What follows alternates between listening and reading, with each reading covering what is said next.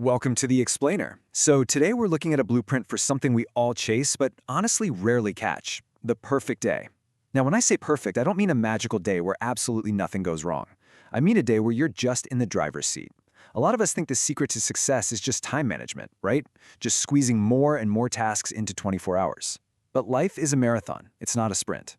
The real secret? Managing your energy. It's about making sure that time you do spend is actually quality time. So let's take a breath, sit back, and figure out how to build a daily operating system that actually prioritizes your physical and mental energy. Let me ask you this. How many times have you laid in bed at night and promised yourself, tomorrow I'm finally going to fix my routine? You picture waking up early, crushing some deep work, hitting the gym, being just a perfectly productive machine. And then, tomorrow actually comes. You hit snooze, you scroll, and suddenly it's dark outside again. We've all been there. Think of your brain like your smartphone. If you don't charge it, if you don't update it, and if it doesn't have a structured operating system, even the latest, most expensive phone is basically just a very expensive paperweight. Your brain is exactly the same. Without proper rest, energy, and reliable routine, it just crashes. If you've been struggling with this cycle, please know you are not alone, and it is absolutely not a lack of intelligence. Take this classic piece of wisdom, often attributed to Bill Gates. We tend to overestimate what we can get done in a day and underestimate what we can accomplish in a year. We build these massively optimistic to-do lists and then, well, we completely freeze. The trick to beating that procrastination isn't waiting around for some sudden lightning bolt of motivation. Because motivation, it's totally fleeting. A calm, reliable routine, a disciplined operating system is going to beat fleeting motivation every single time. Okay, so let's start with the setup, the morning. Waking up between 5:30 and 7 is usually the sweet spot because the world is just quiet. Nobody's asking you for anything yet. But here's the critical mistake almost everyone makes: grabbing the phone the second they open their eyes. By opening your messages or social media, you are basically inviting 100 strangers to just dump their unfiltered thoughts right into your brain before you've even brushed your teeth. Instead, protect that quiet. Have a big glass of water, get some natural light in your eyes, and do like 5 minutes of light movement. Think of it like turning on your home's Wi-Fi router before trying to connect all your devices. Just getting the blood flowing naturally wakes up the brain. Okay, let's dive into this. Once you're hydrated and actually awake, it's time to tackle the hardest part of your day. There's this brilliant productivity concept called eat the frog.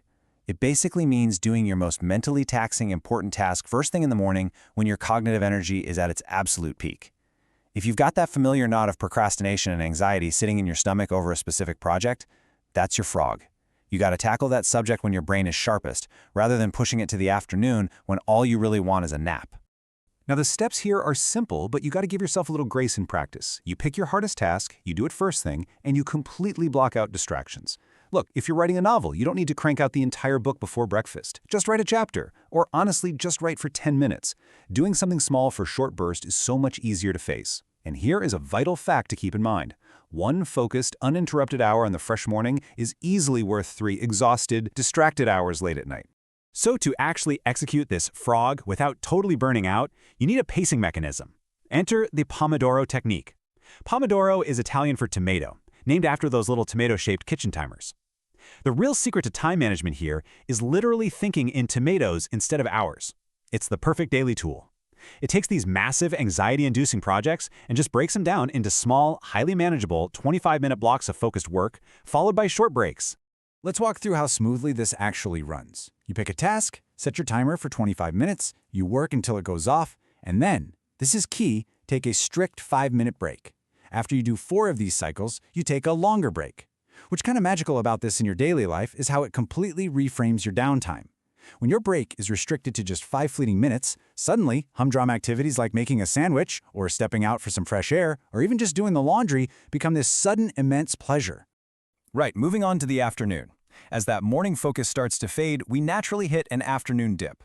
This is when your biological energy just naturally dials back a bit. Feeling a little sluggish after lunch? Totally normal.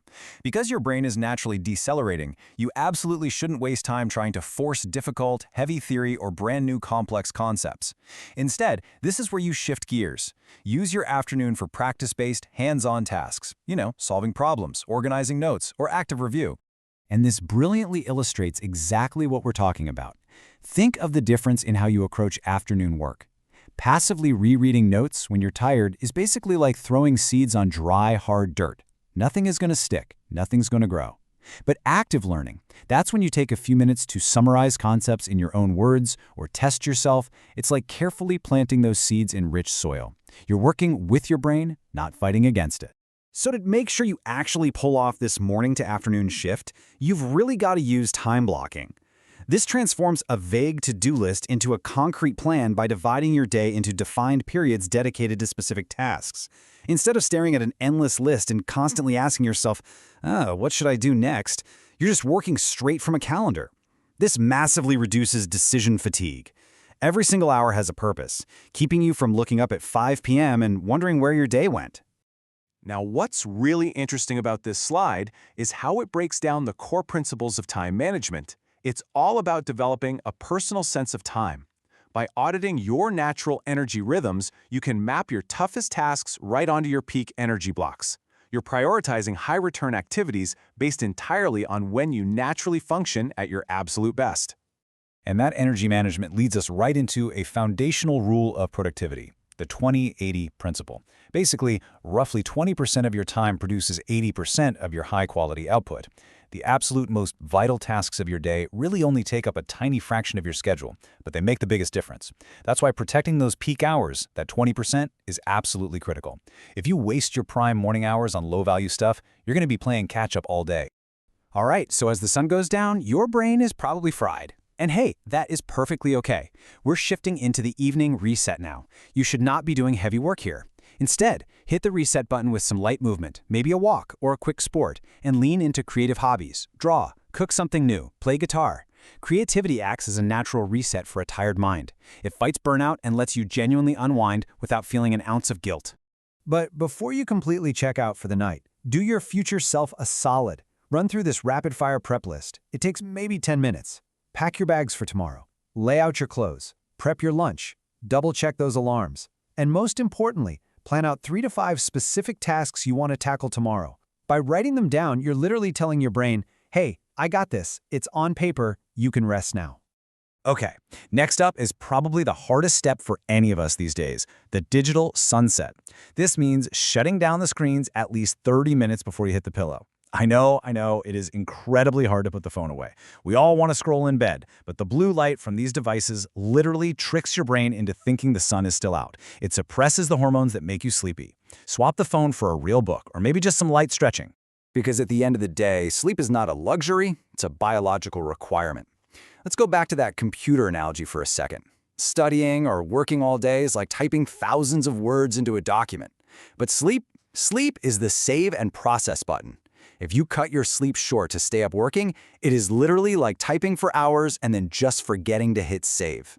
Aim for 7 to 8 hours so your brain actually retains all that hard work. Now, stepping back and looking at this whole operating system, the morning focus, the afternoon shift, the evening reset, I know it might seem like a lot to adopt all at once. But remember, you do not have to be perfect. You just have to be consistent. This is about crossing what researchers call the habit threshold, and I find this part incredibly encouraging. So the crucial point here is the number 66. Studies show it takes a median of 66 days to really lock in a habit so it becomes automatic. But here is the best part. Missing a single day does not derail your progress. Consistency beats intensity every time. It is so much better to be pretty good at your routine most days than to be flawless for 2 days and then completely burn out. Give yourself some grace. Well, there's the blueprint. You know how to protect your energy, you know how to eat that frog, and you know how to properly reset at night. The only thing left to do is start. So I want to leave you with this. How will you spend your next tomato or your next 24 hours? What is one bite-sized action you can take right now to step off that treadmill of procrastination? Because a perfect day doesn't happen by accident, it happens by design. Go design yours.